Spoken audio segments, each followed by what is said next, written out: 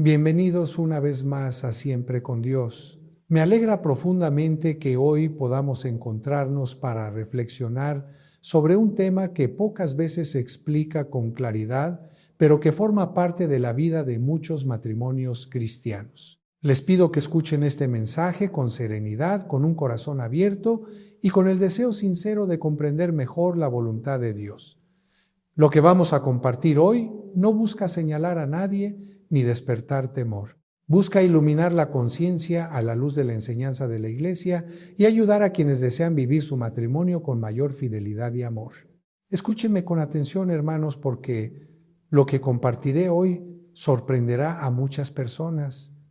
Algunos quizás se sentirán incómodos, otros descubrirán una enseñanza que nunca antes habían escuchado con claridad. Incluso habrá quienes recuerden situaciones de su propia vida y comprendan que necesitan mirar este tema desde una perspectiva diferente. Existe un pecado que puede cometerse dentro del matrimonio, entre un esposo y una esposa legítimamente casados, con el consentimiento de ambos, sin que exista infidelidad ni la participación de una tercera persona. Sin embargo, la tradición moral de la Iglesia, siguiendo las enseñanzas de Santo Tomás de Aquino y de los grandes maestros de la teología moral católica, ha considerado que determinadas acciones pueden constituir una falta de especial gravedad por apartarse del verdadero significado del acto conyugal y del plan de Dios para el matrimonio. Sé que al escuchar estas palabras, muchos pueden preguntarse cómo es posible algo semejante imitore. Tal vez algunos estén pensando, Padre, ¿cómo puede existir una falta más grave que el adulterio? Esa es una pregunta completamente comprensible. Precisamente por eso les pido que permanezcan conmigo hasta el final de esta reflexión. Lo que escucharán no nace de una opinión personal ni del deseo de provocar controversia. Es una enseñanza que forma parte de la reflexión moral de la Iglesia y que durante siglos ha sido transmitida para proteger la dignidad del matrimonio y la santidad del cuerpo humano. Quiero que comprendan algo muy importante antes de continuar. No les hablo como alguien que pretende escandalizar ni señalar los errores de nadie. Les hablo como un sacerdote que durante muchos años de ministerio ha escuchado en el confesionario el sufrimiento silencioso de numerosos esposos y esposas.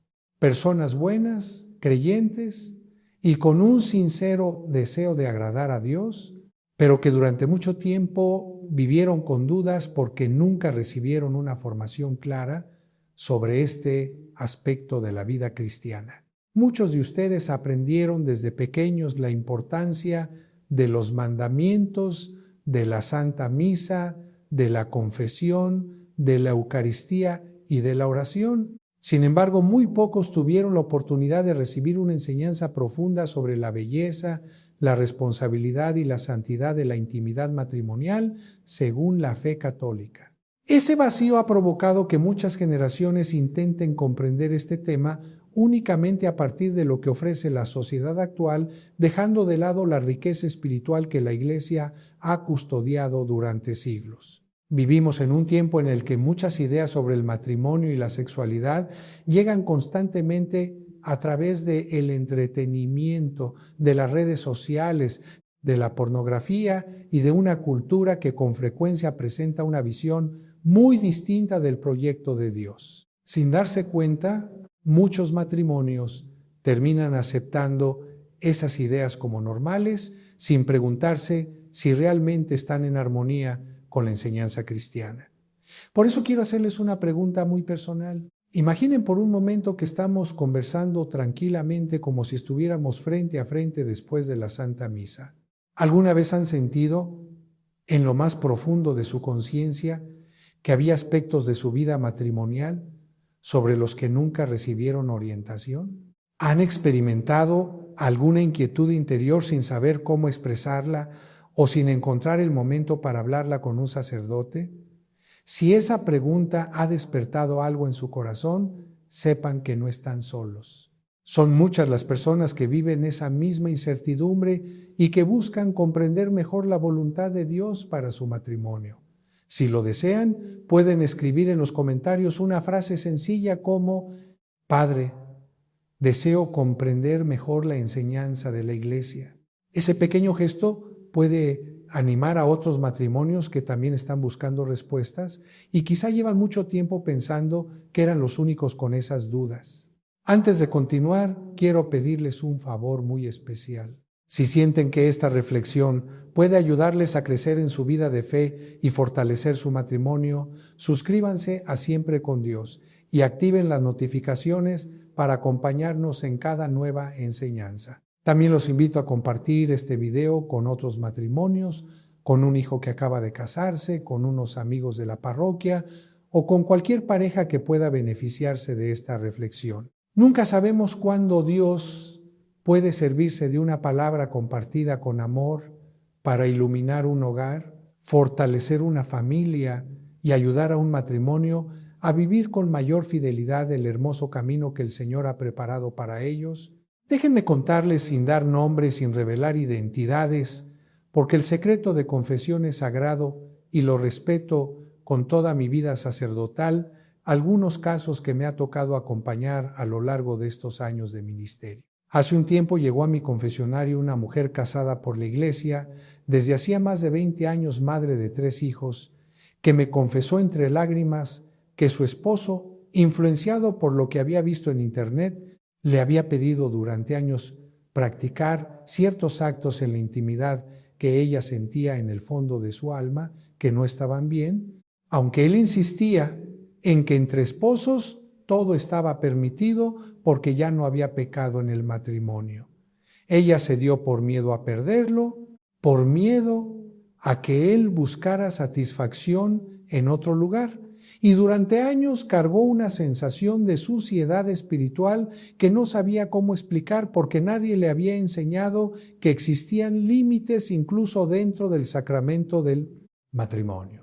Recuerdo también el caso de un hombre joven recién casado que llegó angustiado porque su esposa, presionada por conversaciones con amigas que le decían que en el matrimonio no hay tabúes, le pedía prácticas que él mismo sentía que violaban algo sagrado, pero no sabía cómo explicarle su incomodidad sin que ella pensara que él la estaba juzgando o rechazando. Ese joven no sabía, hasta que habló conmigo, que la Iglesia sí tiene una enseñanza clara sobre estos límites y que su incomodidad de conciencia no era anticuada ni exagerada, sino una voz interior correctamente formada que estaba tratando de protegerlo.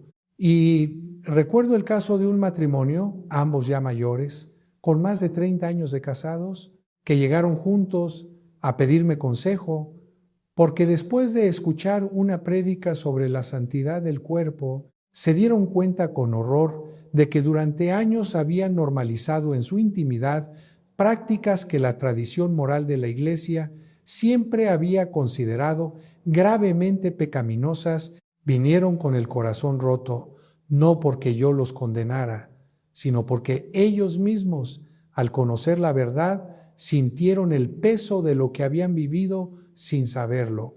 Y quiero contarles una historia más, hermanos, la de una pareja de recién casados que llegó a mí en su primer año de matrimonio, todavía en lo que ustedes llamarían luna de miel, pero ya cargando una confusión profunda. El esposo, criado en un hogar donde nunca se habló abiertamente de sexualidad, había aprendido casi todo lo que sabía sobre intimidad a través de contenido pornográfico durante su adolescencia y juventud. Al casarse sin mala intención consciente, trasladó a su matrimonio expectativas y prácticas que había normalizado años atrás frente a una pantalla. Su joven esposa, queriendo complacerlo y temiendo que él se sintiera insatisfecho, accedía sin decir lo que verdaderamente sentía. Cuando finalmente en confesión ella se atrevió a hablar con honestidad, descubrimos juntos que ninguno de los dos había recibido jamás una formación clara sobre el verdadero diseño de Dios para la intimidad conyugal. No eran malas personas, hermanos. Eran dos jóvenes católicos que simplemente nunca habían escuchado esta enseñanza porque nadie se las había explicado antes del matrimonio. 4 historias distintas, hermanos, 4 matrimonios distintos, pero un mismo problema de fondo: la falta de enseñanza clara sobre lo que la Iglesia realmente considera santo y lo que considera pecaminoso dentro de la intimidad matrimonial. Y esto, hermanos, nos lleva directamente al corazón de lo que quiero explicarles hoy. Santo Tomás de Aquino, doctor de la Iglesia, en su obra Cumbre la Suma Teología, en la segunda parte, cuestión 154, hace una clasificación de los pecados de la carne que sorprende a la mayoría de los católicos modernos porque contradice completamente lo que la cultura de hoy nos ha enseñado a pensar.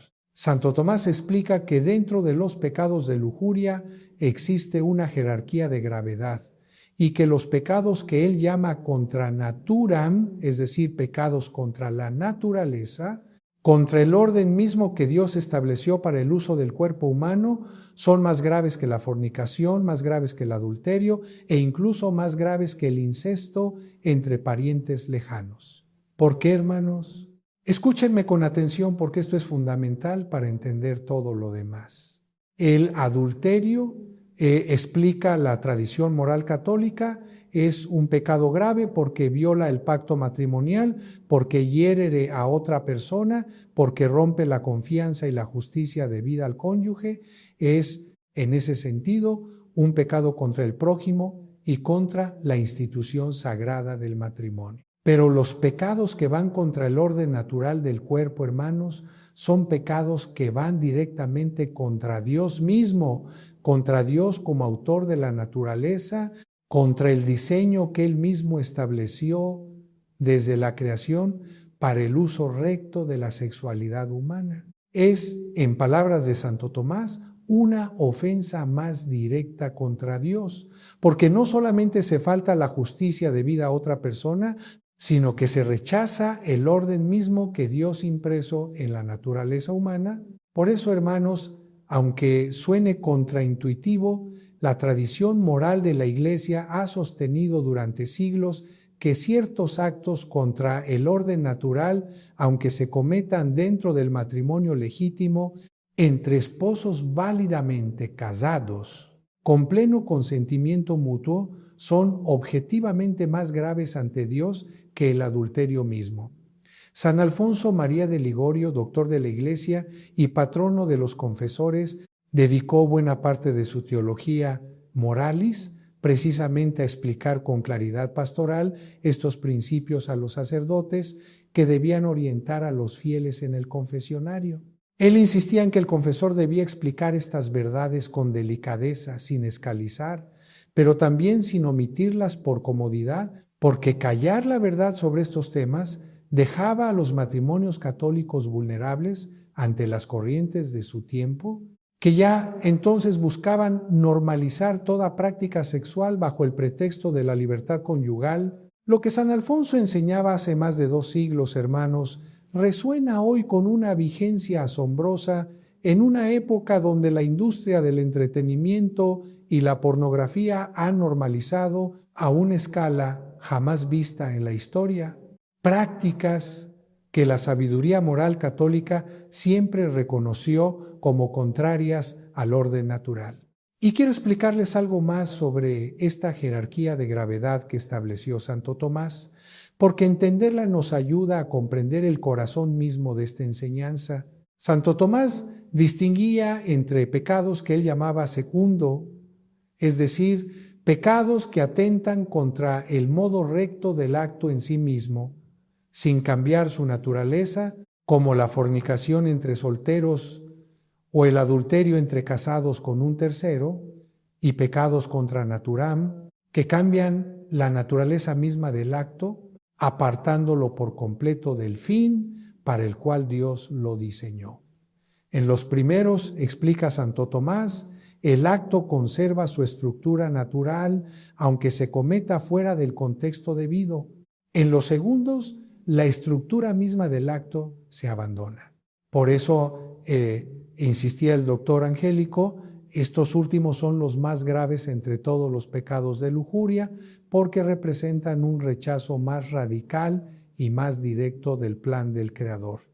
Ahora bien, hermanos, quiero ser absolutamente claro con ustedes sobre a qué me refiero exactamente, porque no quiero que se queden con dudas ni con miedo sobre su intimidad matrimonial legítima. El Catecismo de la Iglesia Católica en el numeral 2360 nos recuerda algo bellísimo. La sexualidad mediante la cual el hombre y la mujer se entregan mutuamente por medio de actos propios y exclusivos de los esposos no es en absoluto algo puramente biológico, sino que afecta a lo más personal del ser humano. Solo se realiza verdaderamente cuando es integrada en el amor con que el hombre y la mujer se comprometen totalmente entre sí hasta la muerte.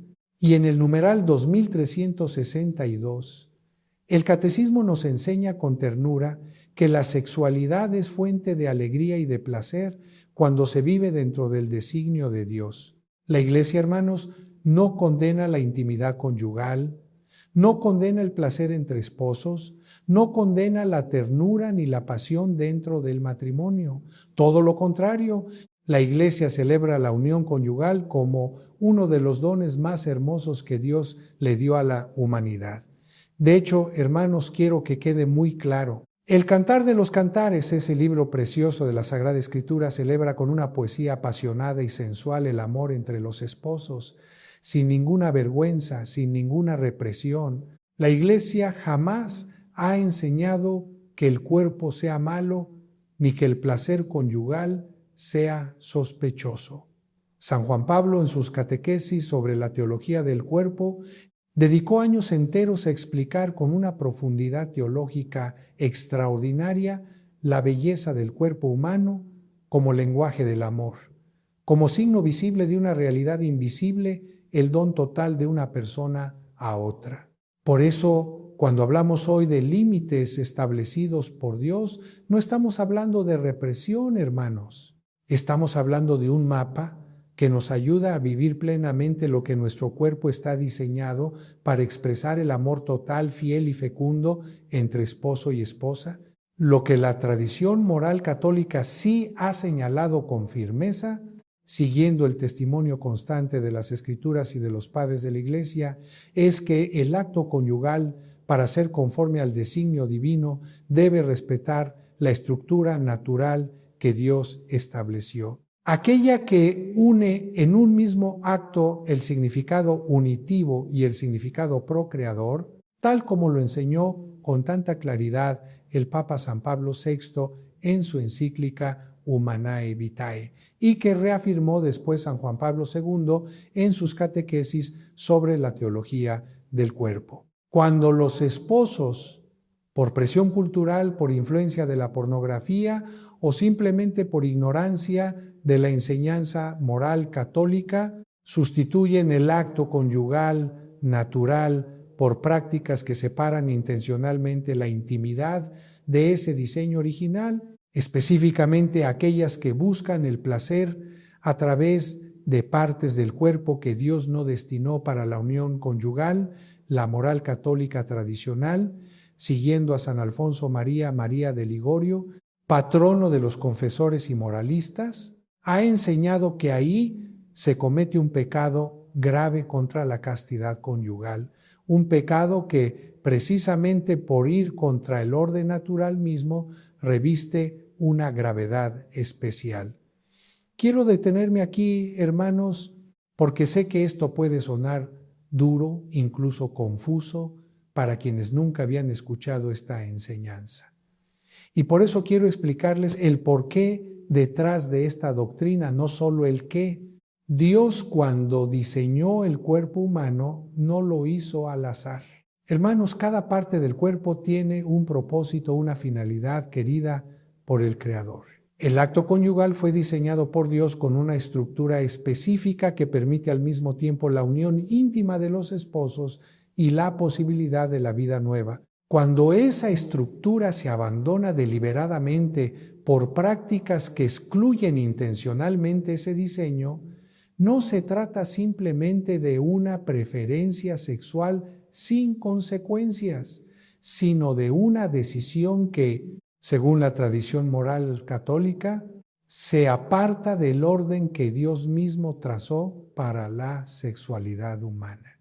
Y precisamente por tratarse de un rechazo del diseño divino mismo y no solamente de una falta contra el cónyuge, es que la teología moral clásica lo cataloga con una gravedad tan particular. San Pablo, en su primera carta a los Corintios, capítulo 6, versículo 20, nos recuerda: habéis sido comprados por gran precio, glorificad pues a Dios en vuestro cuerpo. Nuestro cuerpo, hermanos, no nos pertenece completamente a nosotros mismos para usarlo como queramos, ni siquiera dentro del matrimonio. Nuestro cuerpo le pertenece a Dios y su uso, incluso en la intimidad más privada del hogar conyugal, está llamado a glorificar a Dios, a respetar el diseño que Él trazó con amor y sabiduría infinitos. Y quiero que noten algo, hermanos. Unos versículos antes, en ese mismo capítulo, San Pablo había escrito algo que muchos citan sin entender del todo su contexto. Todo me es lícito, pero no todo conviene. Esta frase, hermanos, se ha usado muchas veces, incluso dentro de matrimonios católicos, para justificar prácticas que en realidad San Pablo jamás habría aprobado. El apóstol no estaba diciendo que cualquier cosa esté permitida siempre que exista libertad de elegirla. Estaba enseñando exactamente lo contrario, que aunque técnicamente algo pudiera parecer permitido, la verdadera libertad cristiana consiste en elegir siempre lo que edifica, lo que glorifica a Dios, lo que respeta el diseño de nuestro cuerpo como templo del Espíritu Santo. Esa es la libertad verdadera, hermanos. No la libertad de hacer cualquier cosa, sino la libertad de elegir siempre el bien. Ahora, hermanos, quiero contarles algo más sobre por qué esta enseñanza, aunque antigua, sigue siendo tan urgente hoy. Vivimos en una cultura que ha normalizado casi cualquier práctica sexual bajo el argumento del consentimiento mutuo. Se nos dice una y otra vez que si dos adultos están de acuerdo, si están casados y nadie sale lastimado directamente, entonces todo está permitido. Pero esta lógica, hermanos, aunque suena razonable desde la perspectiva puramente humana, ignora completamente que existe un tercero en toda relación conyugal católica, Dios mismo, que instituyó el matrimonio y que estableció el propósito del acto conyugal. El consentimiento mutuo entre esposos, por más sincero que sea, no tiene el poder de cambiar el orden natural que Dios estableció. Ningún acuerdo humano puede reescribir el diseño divino. La industria pornográfica, hermanos, ha jugado un papel devastador en la normalización de estas prácticas dentro de matrimonios que se consideran a sí mismos fieles y devotos. Muchos esposos, sin mala intención al principio, comienzan a consumir contenido pornográfico que presenta como normal, incluso como deseable, prácticas que van completamente en contra del diseño natural del cuerpo humano. Y luego, sin darse cuenta, empiezan a pedirle a su cónyuge que reproduzca en la vida real lo que vieron en una pantalla. Y aquí es donde quiero hacer una advertencia pastoral muy seria. Si su cónyuge alguna vez les ha pedido algo en la intimidad que ustedes sintieron en el fondo de su conciencia que no estaba bien, confíen en esa voz interior, hermanos. Esa incomodidad de conciencia no es represión, no es ignorancia, no es falta de apertura mental. Muchas veces es el Espíritu Santo hablándoles a través de su conciencia bien formada, tratando de protegerlos de algo que efectivamente los aleja de Dios. Pensemos, hermanos, en la magnitud de este problema en nuestros tiempos.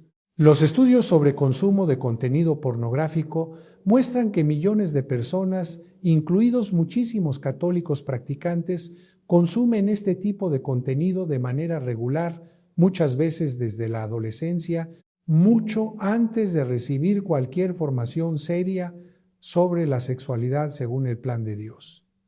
Cuando esas personas llegan al matrimonio, hermanos, llegan ya con un mapa mental de lo que debería ser la intimidad, un mapa dibujado por una industria que no tiene absolutamente ningún interés en la santidad, en la dignidad de la persona, ni en el diseño divino del cuerpo humano, sino únicamente en generar estímulos cada vez más intensos para mantener la atención y el consumo. Ese mapa mental, hermanos, entra en el matrimonio como un intruso silencioso, moldeando expectativas, generando comparaciones dañinas y empujando a muchas parejas hacia prácticas que jamás se les hubiera ocurrido buscar si hubieran sido formados desde el principio en la belleza del diseño natural de Dios. Quiero también dirigirme con toda la delicadeza pastoral que puedo a aquellos esposos que quizás están escuchando este mensaje y reconociendo que ellos mismos han sido quienes pidieron o presionaron a su cónyuge hacia estas prácticas. No les hablo condena, hermanos. Les hablo con la misma misericordia con que Cristo le habló a la mujer sorprendida en adulterio. Ni yo te condeno, vete y no peques más. Dios no está esperando destruirlos por este pecado. Está esperando que se arrepientan, que confiesen con humildad y que restauren la santidad de su lecho matrimonial. La misericordia de Dios es infinitamente más grande que cualquier pecado que hayamos cometido, incluso este. Ahora, hermanos, quiero que hagamos juntos un breve examen de conciencia, no para hundirlos en la culpa, sino para ayudarlos a ver con claridad en qué punto del camino se encuentran. Se los voy a ir diciendo despacio y quiero que en el silencio de su corazón le respondan a Dios con sinceridad. Primera pregunta. ¿He normalizado en mi matrimonio la idea de que todo está permitido en la intimidad conyugal simplemente porque hay consentimiento mutuo, sin considerar el diseño natural que Dios estableció? No respondan deprisa, hermanos. Piensen con calma en las conversaciones que han tenido con su cónyuge sobre este tema. Segunda pregunta. ¿He permitido que el contenido pornográfico defina lo que considero normal o deseable en mi intimidad matrimonial? Reconocerlo aquí en el silencio de su corazón no los condena. Es el primer paso hacia la libertad. Tercera pregunta. ¿He ignorado o silenciado una voz de conciencia que me advertía que cierta práctica en mi matrimonio no estaba en paz con Dios? A veces, hermanos, aprendemos a callar esa voz tantas veces que casi dejamos de escucharla. Cuarta pregunta. ¿He presionado a mi cónyuge, directa o indirectamente, a participar en prácticas que él o ella sentía que no estaban bien, usando el argumento de que somos casados y por lo tanto no hay pecado? Examinen esto con especial honestidad, hermanos, porque a veces la presión no es explícita, sino sutil, hecha de silencios y expectativas no dichas. Quinta pregunta. ¿He evitado hablar de este tema en confesión por vergüenza, dejando sin sanar una herida que llevo cargando en silencio? La vergüenza que sienten frente al confesor, hermanos, es mucho más pequeña que la misericordia que Dios tiene preparada al otro lado de esa reja. Sexta pregunta.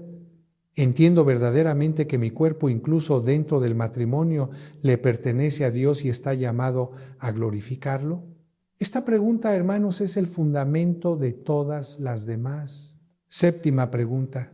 ¿Estoy dispuesto a buscar orientación de un confesor de confianza para restaurar la santidad de mi intimidad matrimonial? ¿O prefiero seguir cargando esto en silencio por miedo o vergüenza? Recuerden lo que hemos hablado hoy. El silencio alimenta la confusión. La confesión sincera trae la libertad. Hermanos, si al escuchar estas preguntas sintieron que el corazón se les apretó, que alguna de ellas les tocó una fibra muy sensible, no lo tomen como una condena. Tómenlo como una invitación. Dios no les está mostrando esto para aplastarlos. Se los está mostrando porque los ama y quiere restaurar la santidad de su matrimonio. Como dice el profeta Isaías capítulo 1 versículo 18, venid luego y estemos a cuenta, dice el Señor. Si vuestros pecados fueren como la grana, como la nieve, serán emblanquecidos. Si fueren rojos como el carmesí, vendrán a ser como blanca lana. Ese es nuestro Dios, hermanos. Un Dios que no lleva cuentas de nuestras caídas para condenarnos, sino que las borra por completo cuando nos acercamos a Él con un corazón contrito y humillado. Quiero ofrecerles ahora, hermanos, algunos pasos concretos y prácticos para restaurar la santidad de la intimidad matrimonial. En caso de que alguno de ustedes haya reconocido en este examen de conciencia que necesita hacer un cambio, primero, hermanos, acérquense a la confesión con humildad y sinceridad. No tengan miedo de nombrar este pecado ante el sacerdote. Créanme, no es la primera vez que un confesor escucha algo así y no será la última. El sacerdote está ahí como instrumento de la misericordia de Dios, no como un juez implacable. Segundo, si fueron ustedes quienes iniciaron o presionaron hacia estas prácticas, busquen el momento adecuado para hablar con su cónyuge con humildad, reconociendo el error y proponiendo juntos un camino de restauración sin culpar ni avergonzar al otro. Tercero, eliminen de su vida todo consumo de pornografía, porque mientras esa fuente de contaminación siga presente, será muy difícil sostener una intimidad matrimonial verdaderamente santa. Cuarto, busquen instruirse juntos como pareja sobre la teología del cuerpo de San Juan Pablo II, que explica de manera hermosa y profunda el verdadero sentido del amor conyugal según el designio de Dios. Quinto, oren juntos como matrimonio, consagrando su intimidad a Dios y pidiendo la gracia de vivirla siempre dentro de su diseño santo. Y quiero añadir un sexto paso, hermanos, que muchas veces se olvida. Sean pacientes consigo mismos y con su cónyuge en este proceso de restauración. No se trata de un interruptor que se apaga y se enciende de un día para otro.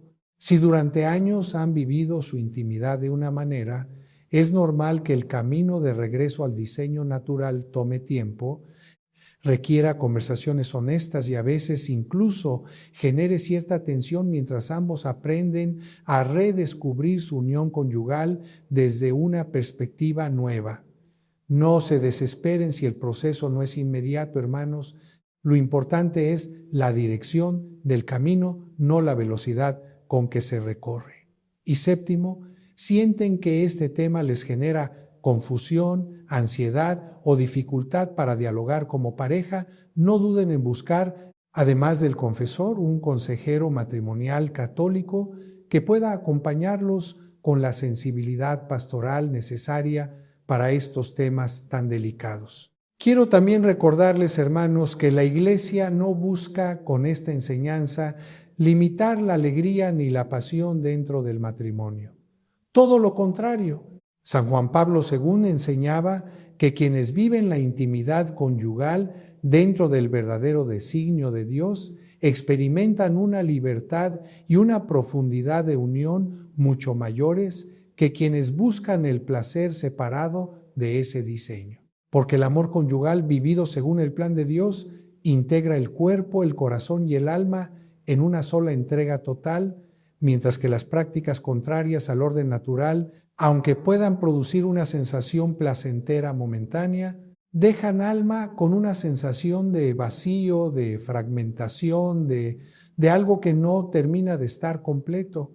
Muchos matrimonios que han restaurado su intimidad según el diseño de Dios me han confesado que descubrieron una profundidad de unión, de ternura y de gozo espiritual que jamás habían experimentado antes, precisamente porque finalmente estaban viviendo su amor conyugal en plena verdad.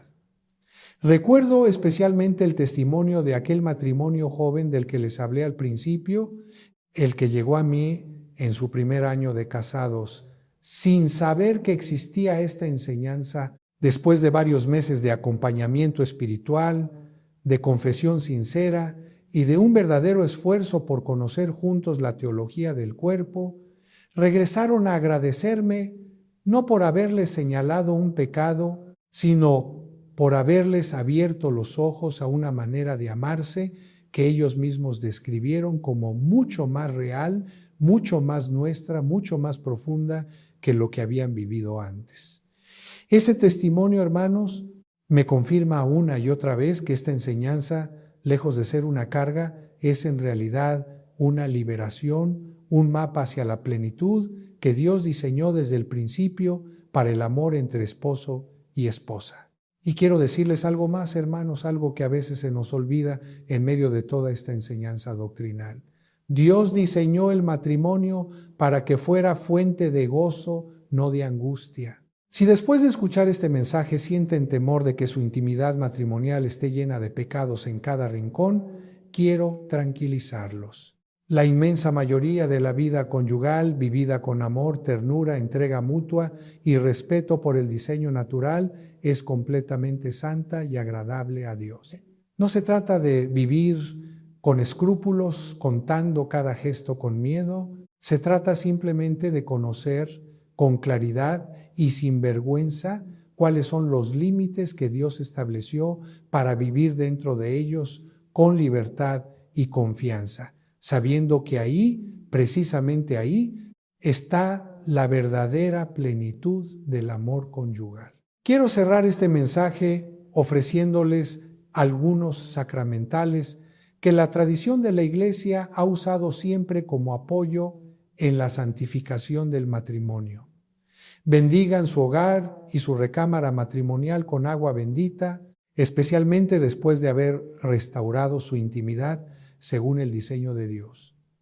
Consideren renovar sus votos matrimoniales ante un sacerdote como signo de su compromiso renovado con la santidad conyugal. Coloquen en su recámara una imagen de la Sagrada Familia, recordándoles que su hogar está llamado a reflejar esa santidad, y recen juntos como esposos la oración de consagración del matrimonio a la Sagrada Familia, pidiendo la gracia de vivir su unión siempre dentro del designio de Dios. Y ahora, hermanos, quiero que oremos juntos aquí mismo en este instante. Pongan su mano sobre su pecho si están en un lugar donde puedan hacerlo.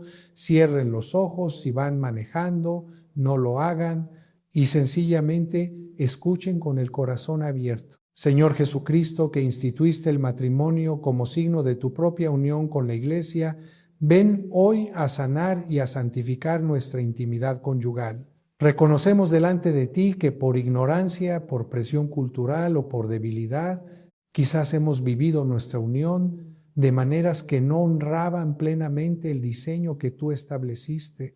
Te pedimos perdón, Señor, y te pedimos la gracia de restaurar la santidad de nuestro lecho matrimonial. Virgen María, Madre purísima, modelo de entrega total y de pureza de corazón, cubre con tu manto nuestra intimidad matrimonial y ayúdanos a vivirla siempre dentro del amor verdadero que glorifica a Dios. San José, esposo castísimo, custodio de la Sagrada Familia, intercede por nuestro matrimonio para que sepamos amarnos con la misma pureza y entrega con que tú amaste a María y a Jesús. Espíritu Santo, ilumina nuestra conciencia para que sepamos discernir siempre entre lo que agrada a Dios y lo que lo ofende. Y danos la valentía de hablar con humildad y amor cuando algo en nuestra intimidad necesite ser corregido.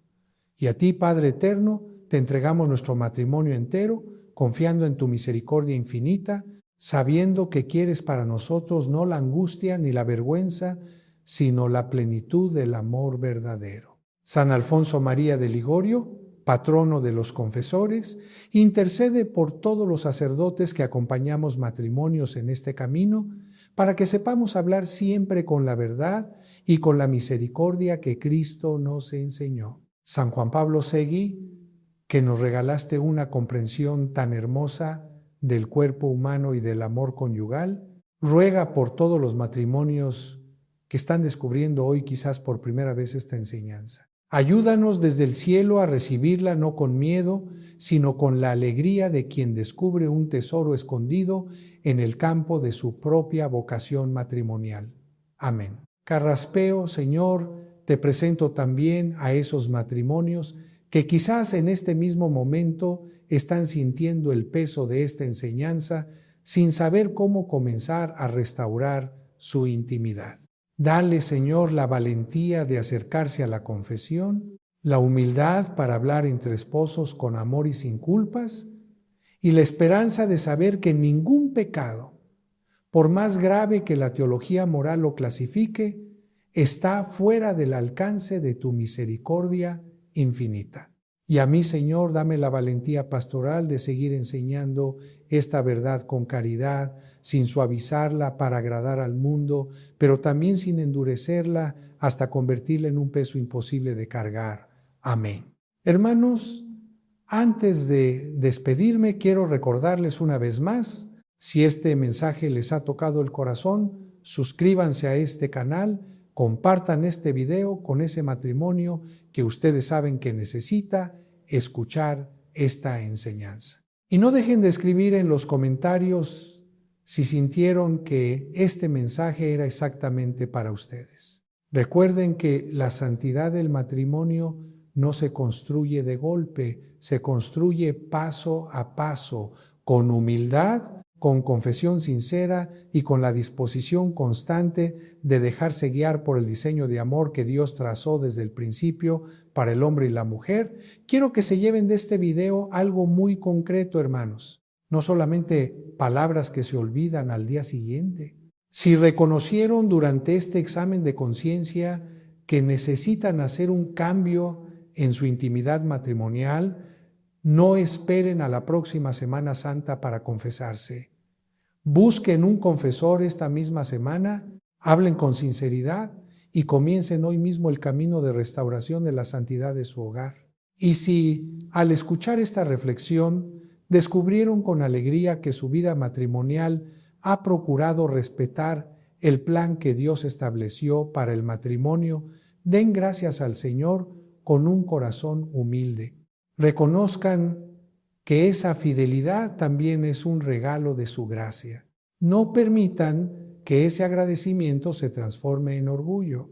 Más bien, conviértanse con sencillez en un testimonio para otros matrimonios que todavía buscan comprender este camino. Muchas veces el mejor ejemplo no es el que habla más fuerte, sino el que vive cada día con amor, respeto, paciencia y fidelidad delante de Dios. Y si por el contrario, alguno de ustedes ha escuchado este mensaje sintiendo que durante muchos años vivió su intimidad matrimonial sin conocer plenamente esta enseñanza de la Iglesia, no permitan que el desánimo ocupe su corazón.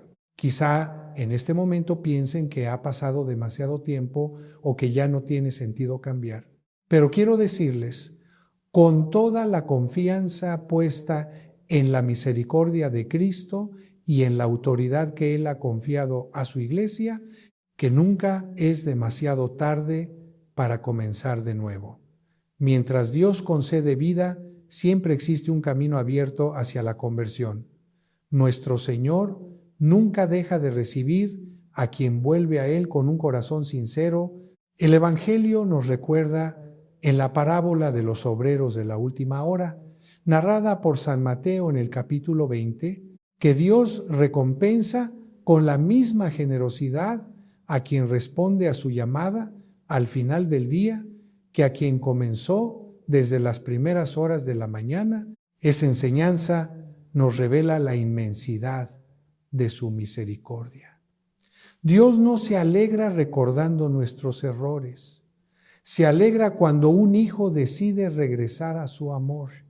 Por eso quiero que escuchen estas palabras con esperanza. No importa cuántos años hayan pasado, no importa cuánto tiempo hayan vivido sin conocer plenamente el diseño de Dios para el matrimonio. Su historia no está terminada. Su matrimonio puede comenzar una etapa nueva desde hoy mismo. Puede ser fortalecido, restaurado y renovado. Si ambos esposos deciden caminar nuevamente de la mano del Señor con humildad, confianza y un sincero deseo de vivir conforme a su voluntad. Antes de terminar, deseo compartir con ustedes una última reflexión que considero muy importante. Ninguno de ustedes está viendo este video por casualidad. Dios conoce perfectamente el momento en el que cada persona necesitaba escuchar estas palabras. Si este mensaje ha llegado hoy hasta su hogar, quizá el Señor quiere sanar alguna herida que permanecía oculta, fortalecer el amor entre ustedes, iluminar una duda que llevaban mucho tiempo guardando o confirmar que van por un camino que deben seguir recorriendo con fidelidad. Por eso les pido que no permitan que esta gracia pase desapercibida. No cierren este video pensando simplemente que fue una reflexión interesante para olvidar dentro de unas horas. Permitan que esta enseñanza produzca un fruto concreto en su vida. Den al menos un paso durante esta misma semana. Tal vez sea una conversación tranquila y sincera con su esposo o con su esposa. Quizás sea acercarse al sacramento de la reconciliación. Puede ser dedicar un tiempo para profundizar en la enseñanza de la Iglesia sobre el matrimonio o simplemente hacer una oración juntos pidiéndole al Señor que fortalezca su amor y les conceda la sabiduría para vivir cada día según su voluntad. La santidad del matrimonio no nace de un único momento extraordinario. Se construye poco a poco. Crece en las pequeñas decisiones de cada día. Se fortalece cuando los esposos aprenden a perdonarse, a respetarse, a orar juntos y a permanecer fieles incluso en medio de las dificultades. Son esas decisiones sencillas, repetidas con amor y perseverancia, las que van formando con el paso de los años un matrimonio verdaderamente santo y profundamente unido a Dios. Y antes de despedirnos, quiero pedirles una última cosa. Si sienten que esta reflexión habló directamente a su corazón, escríbanlo en los comentarios. Una frase sencilla puede convertirse en un gran apoyo para otros matrimonios que quizá están viviendo las mismas dudas y necesitan descubrir que no están solos en este camino. Gracias por acompañarnos hasta el final de esta reflexión. Si este mensaje les ha ayudado a comprender mejor la belleza del matrimonio según el plan de Dios, los invito a suscribirse a Siempre con Dios, activar las notificaciones y compartir este video con otras familias que puedan beneficiarse de esta enseñanza. Que el Señor bendiga su hogar, fortalezca su amor y los acompañe siempre con su gracia. Los espero mañana aquí en Siempre con Dios para seguir creciendo juntos en la fe y caminando cada día más cerca del corazón de Cristo. Que Dios los bendiga abundantemente.